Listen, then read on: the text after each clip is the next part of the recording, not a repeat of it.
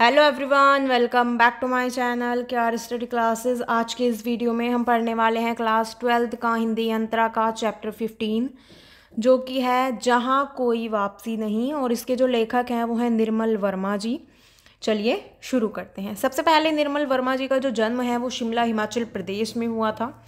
और इन्होंने अपनी जो दिल्ली विश्वविद्यालय के सेंट स्टीफेंस कॉलेज से इतिहास में एमए किया। उसके बाद वहीं पर ये अध्यापन कार्य करने लगे। चेकोस्लोवाकिया के प्राच्य विद्या संस्थान प्राग के निमंत्रण पर सन 1959 में वहाँ गए और चेक उपन्यासों का और कहानियों का हिंदी में इन्होंने अनुवाद किया। निर्मल वर्मा को हिंदी के समान ही अंग्रेजी पर भी अधिकार प्राप्त था और उन्होंने टाइम्स ऑफ इंडिया तथा हिंदुस्तान टाइम्स के लिए यूरोप की सांस्कृतिक एवं राजनीतिक समस्याओं पर भी लेख और जो रिपोर्ट्स हैं वो लिखे। ठीक है, रिपोर्टर्स और जो उनके निबंध संग्रह में संकलित हैं। सन 1970 में वे भारत लौट आए और स्वतंत्र लेखन करने लगे। निर्मल वर्मा का मुख्य योगदान हिंदी कथा साहित्य के क्षेत्र में है और वे नई कहानी आंदोलन के महत्वपूर्ण हस्ताक्षर माने जाते हैं। परिंदे, जलती झाड़ी, तीन एकांत, पिछली गर्मियों में, कौवे और काला पानी, बीच बहस में, सूखा तथा अन्य कहानियाँ आदि कहानी संग्रह और वे दिन, लाल टीन की छत, एक चिथड़ा, सुख तथा अंतिम अरण्य उपन्यास इस दृष्टि से उल्लेखनीय है। रात का रिपोर्टर जिस पर सीरियल तैयार किया गया उसका उनका मतलब इन्हीं का उपन्यास है। और हर बारिश में, चीड़ों पर चांदनी, धुंध से उठती धुन में इनके यात्रा संस्मरण संकलित हैं। शब्द और स्मृति तथा कला का जोखिम और ढलान से उतरते हुए इनके निबंध संग्रह हैं, जिनमें विविध विषयों का विवेचन मिलता है। सन 1985 में कौवे और काला पानी पर उनको साहित्य अकादमी पुरस्कार मिला और इसके अतिरिक्त इन्हें कई अन्य पुरस्कारों से भी सम्मानित किया गया। निर्मल वर्मा की जो भाषा शैली है उसमें एक ऐसी अनोखी कसावट है जो विचार सूत्र की गहनता को विविध उदाहरणों में रोचक बनाती विषय का विस्तार करती है। और शब्द चयन में जटिलता ना होते हुए भी इनकी जो वाक्य रचना है उसमें मिश्र और संयुक्त वाक्यों की प्रधानता है। स्थान स्थान पर उन्होंने उर्दू और अंग्रेजी के शब्दों का स्वाभाविक प्रयोग किया है और जिससे उनकी भाषा शैली में अनेक नवीन प्रयोगों की झलक भी देखने को मिलती है। जहाँ कोई वापसी नहीं, ये एक यात्रा वृतांत है। धुंध से उठती धुन, इसमें से ये जो है यात्रा वृतांत है और इस संग्रह में से ये लिया गया है। उसमें लेखक ने जो पर्यावरण से संबंधी जो परेशानियां हैं या जो चीज़ें हैं वो दिखाई गई हैं कि पर्यावरण का किस प्रकार से विनाश होता जा रहा है। ठीक है, और लेखक का ये मानना है कि जो अंधाधुंध विकास और पर्यावरण संबंधी सुरक्षा है उसके बीच में संतुलन होना चाहिए। यानी कि अगर हम बहुत ज़्यादा विकास करेंगे तो उसकी वजह से जो पर्यावरण है उसको नुकसान होगा, लेकिन हमें विकास करना चाहिए लेकिन इस तरह से किया जाए कि पर्यावरण को भी नुकसान ना हो। ठीक है, जो औद्योगिक विकास है वो आजकल वो बहुत ज़्यादा बढ़ गया है, लेकिन उसकी वजह से जो प्राकृतिक है, जो पर्यावरण है, उसको भी नुकसान हो रहा है। तो यहाँ पर इसी तरह की जो चीज़ें हैं वो लेखक ने बताई हैं। अब हम आते हैं चैप्टर पर, जहाँ कोई वापसी नहीं। यहाँ पर बताया गया है कि जो लेखक हैं वो 1983 में सिंगरौली गांव जाते हैं। ठीक है, जहाँ पर मतलब जो धान रोपाई का वहाँ पर एक महीना था। ठीक है, जुलाई का महीना ख़त्म होने वाला होता है तो वहाँ पर जो बारिश होती है, ठीक है, बारिश के बाद जो खेत हैं उनमें पानी जम जाता है। और वहाँ पर जो सिंगरौली का एक क्षेत्र है नवो गाँव, तो वहाँ पर जो लेखक हैं वो गए। वहाँ पर क्या हुआ कि जो 50,000 से मतलब जो वहाँ की उस क्षेत्र की आबादी है वो 50,000 से अधिक है और जहाँ पर लगभग 18 छोटे छोटे गांव हैं।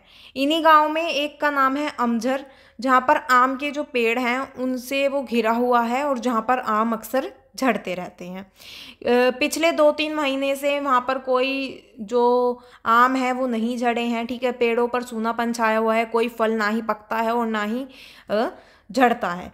ठीक है, तो जब वहाँ पर उसका कारण पूछा गया तो जो पता चला कि जब से सरकारी घोषणा हुई है कि जो अमरोली प्रोजेक्ट है उसके अंतर्गत जो नवा गांव है उसके कई अनेक गांव आए हैं और वो उजाड़ दिए जाएंगे, यानी कि जो गांव हैं वो ख़त्म कर दिए जाएंगे। ठीक है, और वहाँ पे उद्योग का मतलब एक अमरोली प्रोजेक्ट है उसका कार्य वहाँ पर किया जाएगा। तब से जो वहाँ के आम के पेड़ हैं वो सूखने लगे और जो वहाँ पर कोई भी किसी प्रकार का कोई आम वगैरह नहीं झड़ता था। तो यहाँ पर इसमें बताया गया कि आदमी उजड़ेगा तो पेड़ जीवित रहकर क्या करेंगे। यानी कि जब वहाँ से गांव से जब वहाँ पर कार्य किया जाएगा तो वहाँ से आदमी ही इंसान ही चले जाएंगे तो पेड़ ही वहाँ पर रहकर क्या करेंगे। लेखक जो हैं वो कहते हैं कि शायद ये पेड़ों का मूक सत्याग्रह है। और जो लेखक हैं ठीरी गढ़वाल में पेड़ों को बचाने के लिए उन्होंने आदमी के संघर्ष की कहानियाँ सुनी थी, लेकिन मनुष्य के विस्थापन से के विरोध में जो पेड़ हैं उनको उन्होंने ऐसा होते हुए पहली बार देखा। यानी कि जो इंसान है वो पेड़ों के लिए लड़े, लेकिन जो पेड़ हैं वो अब इंसान के लिए लड़ रहे हैं। ठीक है, इसका जो विचित्र अनुभव है वो सिंगरौली में लेखक को देखने के लिए मिला। और दूसरी दृष्टि से देखा जाए तो उसका ये अनुभव है कि लोग जो हैं वो अपने गांव से विस्थापित होकर कैसी अनाथ उन्मूलित जिंदगी बिताते हैं। मैंने हिंदुस्तानी शहरों के बीच बसी मजदूरों की गंदगी, दम घुटती भयावह बस्तियों और स्लम्स में कई बार देखा था कि किंतु विस्थापन से पूर्व वे कैसे परिवेश में रहते होंगे, किस तरह की जिंदगी बिताते होंगे। और इसका दृश्य अपने स्वच्छ पवित्र खुलेपन में वो पहली बार अमजर गांव में देख रहे हैं।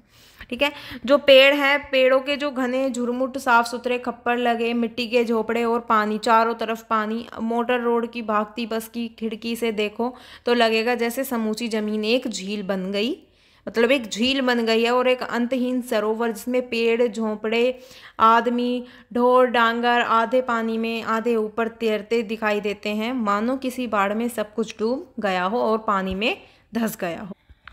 जो लेखक हैं वो बताते हैं कि ये कोई मतलब ये भ्रम है और ये कोई बाढ़ नहीं है। यहाँ पर ये जो पानी में डूबे हुए हैं वो धान के खेत हैं।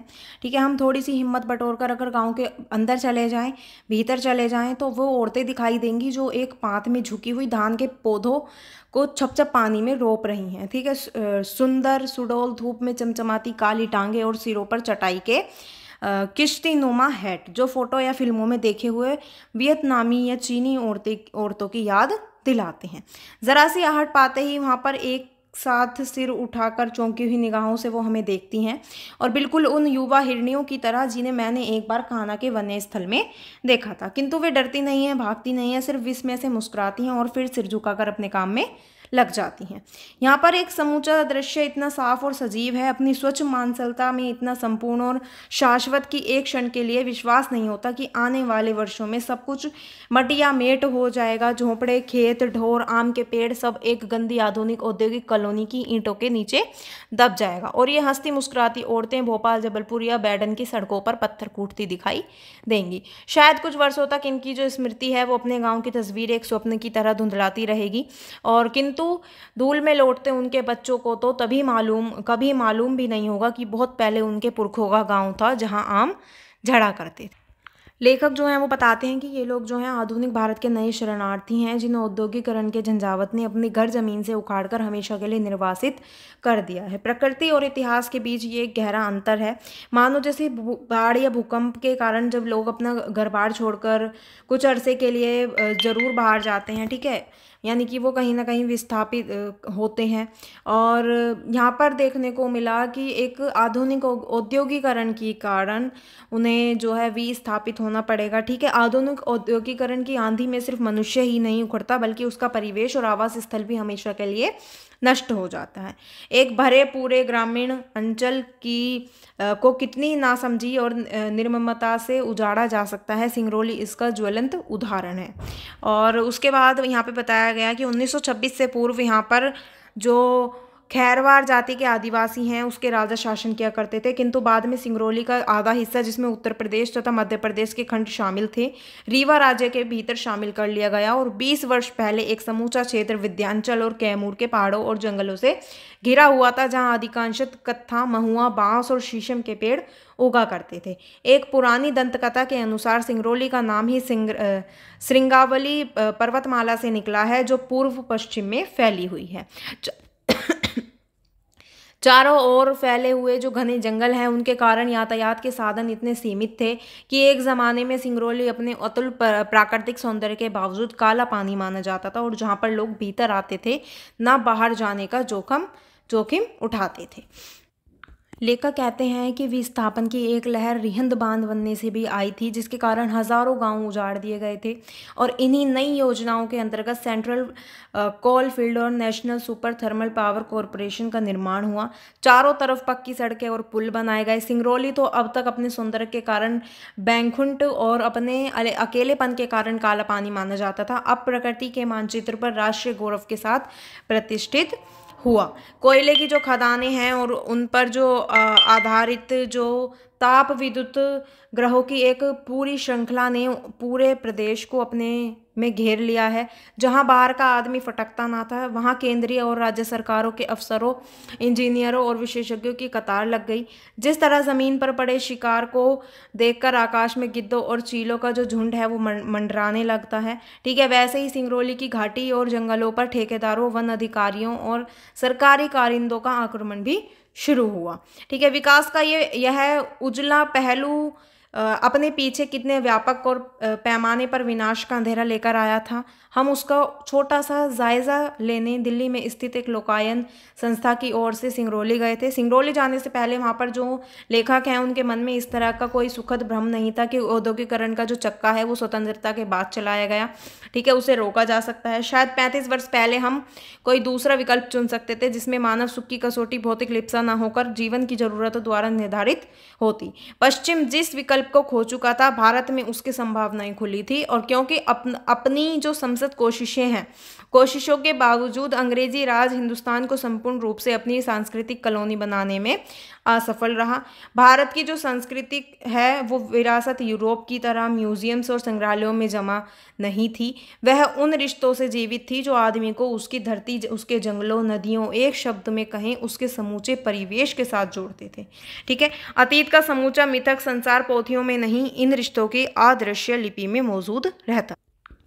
भारत में यही प्रश्न जो है वो मनुष्य और संस्कृति के बीच एक पारंपरिक संबंध बनाए रखने का हो जाता है कि यूरोप में जो पर्यावरण का प्रश्न है वो मनुष्य और भूगोल के बीच संतुलन बनाए रखने का है।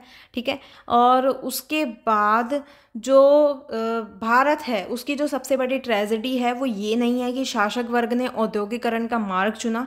ट्रेजेडी यह रही कि जो पश्चिम की देखा देखी में और नकल में जो योजनाएं बनाते समय प्रकृति, मनुष्य और संस्कृति के बीच का जो नाजुक संतुलन है उसे किस प्रकार से नष्ट होने से बचाया जा सकता है, इस और हमारे जो पश्चिम शिक्षित सत्ताधारियों का ध्यान है वो कभी भी नहीं गया। हम बिना ही पश्चिम को मॉडल बनाए अपनी शर्तों और मर्यादाओं के आधार पर औद्योगिक विकास का जो भारतीय स्वरूप है उसे निर्धारित कर सकते हैं।